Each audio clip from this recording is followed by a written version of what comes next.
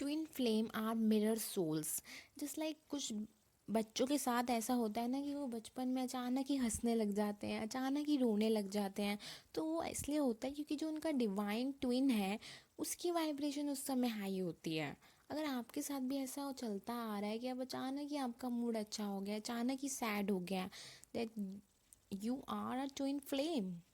And इनका लेकिन negative point ये होता है कि जब आप अपने ट्विन फ्लेम से मिलते हो तो वो आपको ऐसे ट्रिगर करते हैं, वो आपको आपके फियर्स, पेन्स, आपकी कमियां ऐसे आपके सामने लेकर आते हैं। आपकी जो शेडो सेल्फ है, जो आप हाइड करते हो और आप फेस नहीं करते हो, ये वो भी आपके सामने लेकर आएंगे ताकि आप उन्हें हील कर पाओ।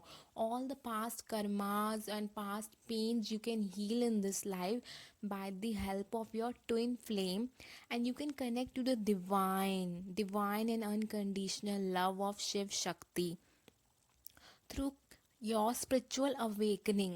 So if you start loving yourself more, if you start loving and growing yourself spiritually, then you are going to connect with your twin's flame very easily. Next important point, twin flames इस earth पे humanity के लिए आते हैं। They have a bigger purpose on this earth, they are here to raise the vibrations of this earth, they both are on a spiritual mission on this earth. तो उनकी same values होती हैं, same purpose होता है life का, and वो एक साथ इसमें वर्क भी करते हैं। नेक्स्ट इम्पॉर्टेंट पॉइंट इज़, बचपन से ही इन लोगों को विविड ड्रीम्स आती हैं। कुछ लोग ड्रीम में डर भी जाते हैं क्योंकि इन्हें अपने जो पुराने जन्म की बातें हैं वो भी याद आने लग जाती हैं, because twin flames old souls होती हैं।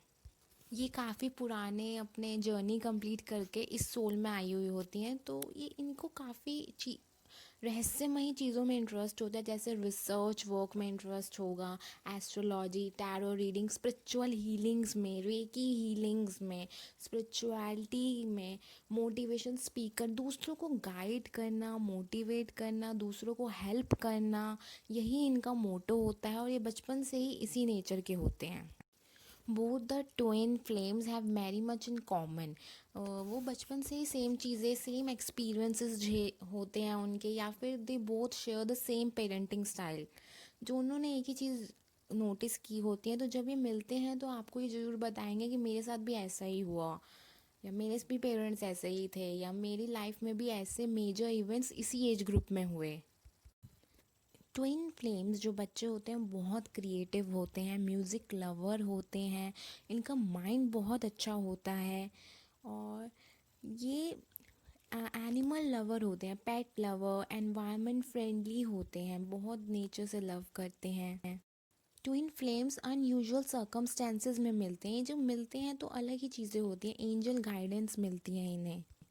मिलने से पहले ये डिफरेंट साइंस देखते हैं, जैसे 111, 222, 333, एंजल नंबर्स देखेंगे, सिंक्रोनिसिटीज़ देखेंगे, इन्हें मैसेजेस मिलेंगे यूनिवर्स से, विविड ड्रीम्स आएंगी इन्हें, हो सकता है ये ड्रीम्स में भी मिल जाएं अपने ट्विन लवर से।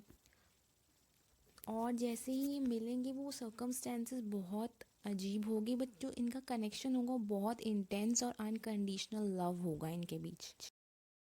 कुछ केसेस में एक ट्विन पहले अवेकन हो जाता है और वो दूसरे ट्विन की हेल्प भी करता है, तो एक ट्विन ऐसा टीचर भी होता है। ट्विन फ्लेम्स खुद ही वॉलंटियर करते हैं गॉड से कि हम इस अर्थ पे जाएंगे और ह्यूमैनिटी के लिए अच्छा वर्क करेंगे। सो ये खुद भी बहुत सारी प्रॉब्लम से गुजरते हैं ताकि दूसरों का पेन समझ पाएँ, एम्पैथ्स और हीलर बन पाएँ। इनमें हीलिंग एबिलिटीज़ होती हैं, और जब ये दोनों साथ आ जाते हैं तो बहुत अच्छा वर्क करते हैं। मोस्टली ये ऐसे ही प्रोफेशंस में होते हैं जहाँ ये दूसरों को गाइड और मोटिवेट कर पाएँ।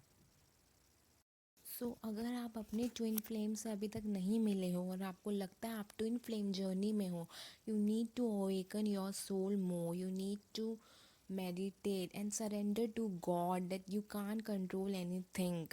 आप डेस्टाइन हो मिलने के लिए और आप ज़रूर मिलोगे, because you have a soul mission.